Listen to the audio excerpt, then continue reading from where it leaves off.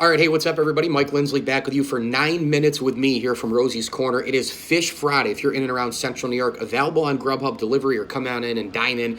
You can get your fish sandwich or your fish dinner. Put it with the mac and cheese or the coleslaw and fries. This place is amazing. Pizza, incredible wings like the garlic parm, the mild, the gold fever. Get your pizza, get your wings, get your pasta, hot and cold subs, great salads in the cooler, beverages as well. And make sure you take your desserts to go here at Rosie's Corner, a proud sponsor of the ML Sports Platter. And also a reminder, tomorrow for Syracuse basketball game day against Pittsburgh, you can get a free 2-liter of orange soda with any pizza wing combination here at Rosie's Corner. Doesn't matter if it's small in 12, large in 24, medium in 48. Doesn't matter what you get a free 2-liter of orange soda with any pizza wing combo here at Rosie's Corner. Make sure you follow them on Instagram, like them on Facebook, and of course, they will deliver and they're available on Grubhub. Speaking of those Syracuse Orange, holy smokes, talk about a season-saving time right now for Syracuse. They are 12-7 overall, 5-3 in conference. They've won 4 games in a row, and 3 of those wins have been on the road. That's right. Jim Boeheim's bunch, of course, went to Virginia and won. They won at home against Boston College. They won at Virginia Tech. And then just recently, they won at Notre Dame, one of the tougher places to play in all of the ACC. Used to be one of the toughest places to play in all the Big East, no matter who is wearing the roster uniform. And now Syracuse comes home with a great opportunity to beat a so-so Pittsburgh team. And this is the stretch right here that we were talking about on my podcast last week with one Matthew Gutierrez of The Athletic. This is the stretch where we may know if this team is an NCAA Tournament caliber team. Right now, I think Syracuse has played their way back into the conversation. I still think they have a lot of work to do. There's a ton of tough games left on the schedule. When you're talking about Louisville, you're talking about bringing Duke in to the Carrier Dome. But they have righted the ship enough to at least get back into the conversation. Now, remember, the ACC is a very a unique conference this year in that it's down heavily. This conference is so down that North Carolina, a blue blood of the ACC, one of the top 2 teams every single year, as well as Duke. And, you want to add a couple, obviously, Virginia winning the national championship last year and being a recent power in the ACC. North Carolina has been one of the top 2, 3, 4 at most best teams in the ACC for forever, right? Going back to probably the early to mid 80s. You could even go back farther than that in terms of their prolific history and one of the top 5 programs in the history of college basketball. They lost Cole Anthony, arguably the number 1 pick, and the rest of the roster is not that good. You hear Roy Williams absolutely losing it in press conferences as well. When I look at this ACC conference, I am not sure, when I look at the ACC, not the ACC conference, that would be redundant, of course, Atlantic Coast Conference.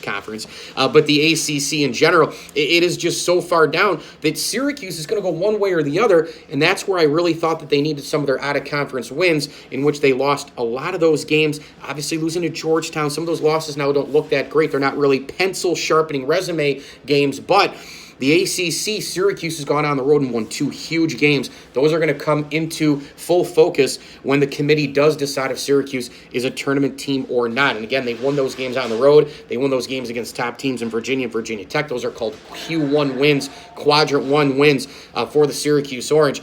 Again, still a lot of work left to do, but the fact that they won 4 in a row, 3 on the road, and the team is playing with a lot more confidence, it's big time. Remember in the beginning of the year, myself and many others criticizing Syracuse because they just didn't look like they ran any semblance of an offense. Well, fast forward now to the end of January, and Syracuse is way more active on offense. They're actually running plays. They're running plays in the half-court set, out of timeouts, big-time stuff, not just isolation plays.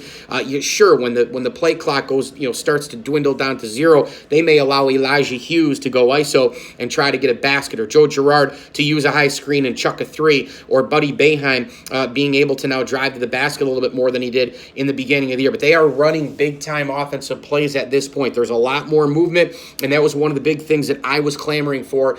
Don't just run an ISO play with some guy outside and figuring out if he can score at any moment. A lot of these guys on Syracuse in the beginning of the year, they didn't really have the ability to get to the rim, the dribble drive, and create their own shots. And now it seems like a lot of guys have the ability to do that, at least from the mid-range game and in. I mean, even Marek Dolezaj has been able to do some things, and his inside game, his overall game has grown immensely from last season. The guy's playing with just a ton more confidence, and I'm a big fan of the backcourt, as I said in the beginning of the year. Syracuse could have finished under 500 this year, and I still would have been really excited about the next 3 years after this year, or I should say 2 years after this year, of having Joe Girard and Buddy Boeheim back there. Buddy Boeheim is an absolute magician in terms of shooting the basketball, and I would advise everybody to check out Matthew Gutierrez's piece in The Athletic in terms of Buddy perfecting the three-point shot, going back to his childhood days at home and practicing and the like. Buddy Boeheim, one of the best shooters, not just in the ACC, not just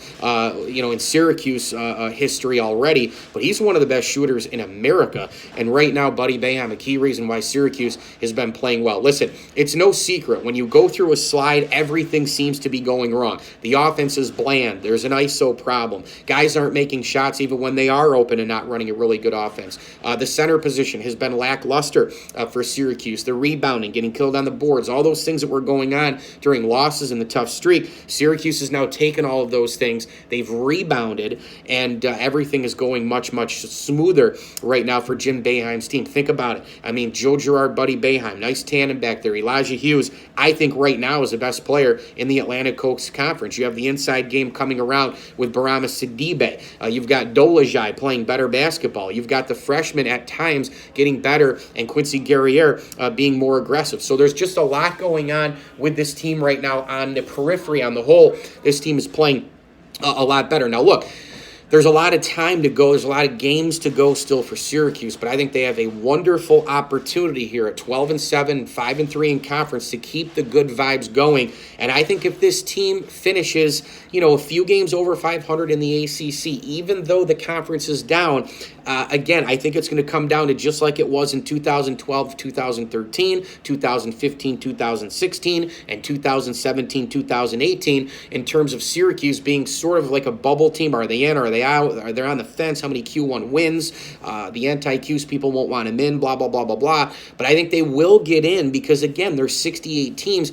And how would you say that there's 68 teams in America that are better than Syracuse, and also the resume with the Q1 wins and all the rest? I just think Syracuse should be a tournament team if they get enough done, like I said. But if they finish 500 or lower in the ACC, they have a couple of bad losses from now to the end of the year. They can't steal a great win maybe at home or elsewhere. Look, if they beat Duke at home, that's going to be another Q1 win easily, and would count double or 3 times that on the national scale, because how people look at Duke as it is, as they should. They're the prototypical program in college basketball currently.